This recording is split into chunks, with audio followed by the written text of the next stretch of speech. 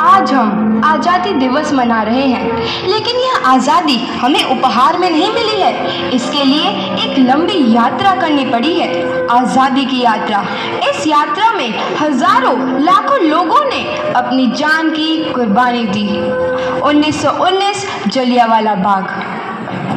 आज हमारी बैसाखी का दिन है, लेकिन पूरा पंजाब बैसाखी नहीं मनाएगा। हम सब बैसाखी नहीं मनाएंगे।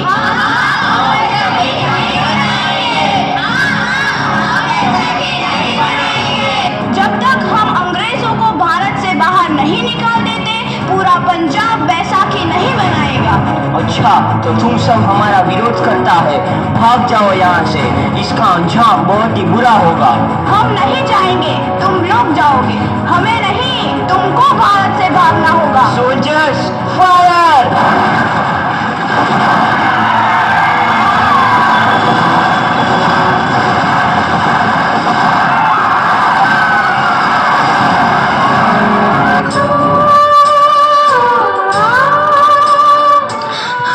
ये जमीन हमारी, ये धरती हमारी, ये खेत हमारे।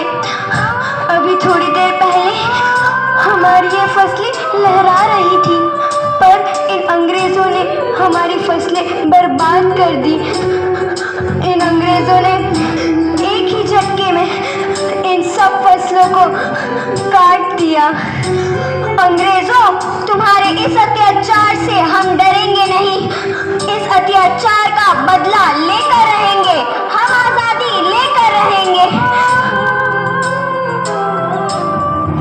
जलियांवाला बाग हर हिंदुस्तानी की आंख नम कर गया।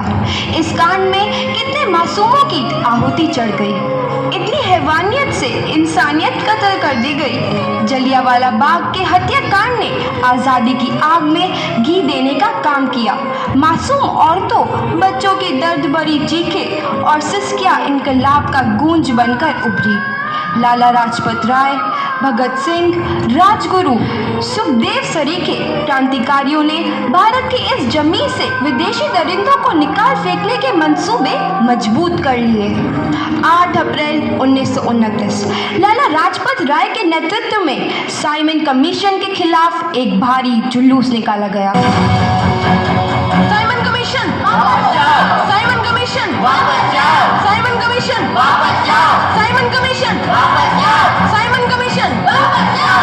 Simon commission go back! Simon commission go back! Simon commission go back! Simon commission go back! बेवकूफ इंडियंस, तुमको हमारी बात समझ में नहीं आती। Stop this! Simon commission go back! नहीं मानता। आई से स्टॉप दिस! लाला जी, आप आगे बढ़ो, हम आपके साथ हैं। लाला जी, संघर्ष करो, हम आपके साथ हैं। लाला जी, संघर्ष करो, हम आपके साथ हैं। लाठीचार्ज करो!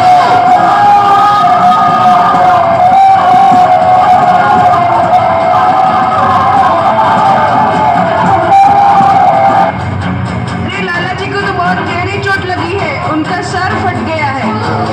मेरे शरीर में लगी एक एक लाठी अंग्रेजी सरकार के कफन में कील का काम करेगी।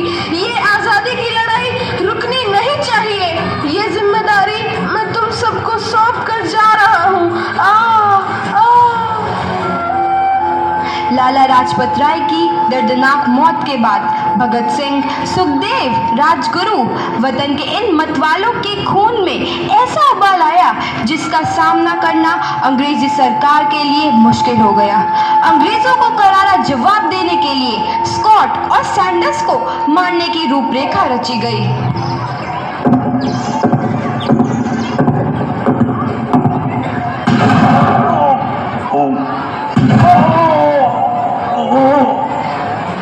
सैंडर्स मारा गया।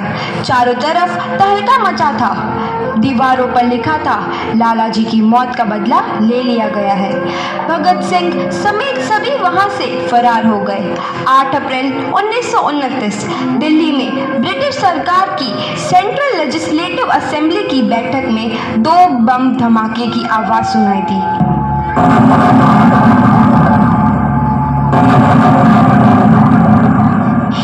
धमाकों ने अंग्रेजी हुकूमत को हिला कर रख दिया।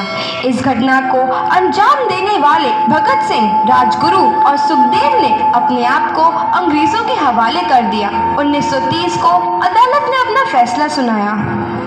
मुलजिम भगत सिंह, मुलजिम राजगुरु, मुलजिम सुखदेव को दफ़ा 121 और दफ़ा 302 के तहत ये अदालत तीनों को मुजरिम करार देती है और इस गुस्ताखी के लिए ये अदालत इन तीनों को सजाए मौत की सज़ा सुनाती है।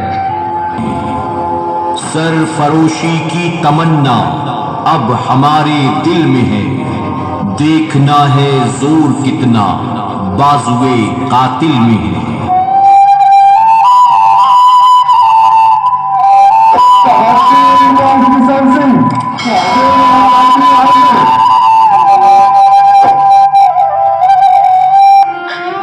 पुत्र की हाल है तेरा?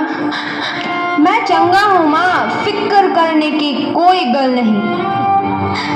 पुत्र, मेरा दिल तेरी तरह पत्थर दिल नहीं होगा। तेरी ये गला सुन के मेरा कलेजा फटे जा रहा है। माँ, मेरा दिल कोई पत्थर जैसा नहीं है, एक वतन परस्त का दिल है जो मेरे देश प्रेम के जज्बे को ताकत देता है। बेटा, मेरा लाल।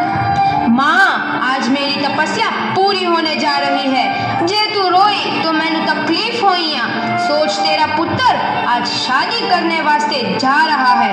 फर्क केवल इतना है, वो घोड़ी पर नहीं फांसी पर चढ़ने वास्ते जा रहा है। आज तू क्रांतिकारी की माँ है, कल तू एक शहीद की माँ होगी। माँ, पुत्र भगत, तू इतनी छोटी उम्र में हम सबको छोड़ के चला जाएगा?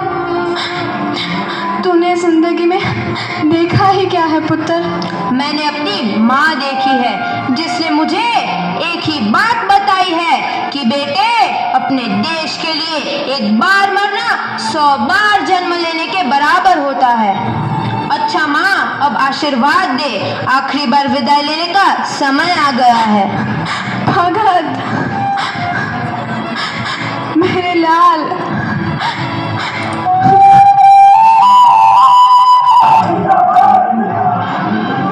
भगत सिंह, तुम्हारी कोई आखिरी ख्वाहिश? हमारे हाथ खोल दिए जाए। हम तीनों दोस्त एक दूसरे से गले मिलना चाहते हैं, उनके हाथ खोल दिए जाए।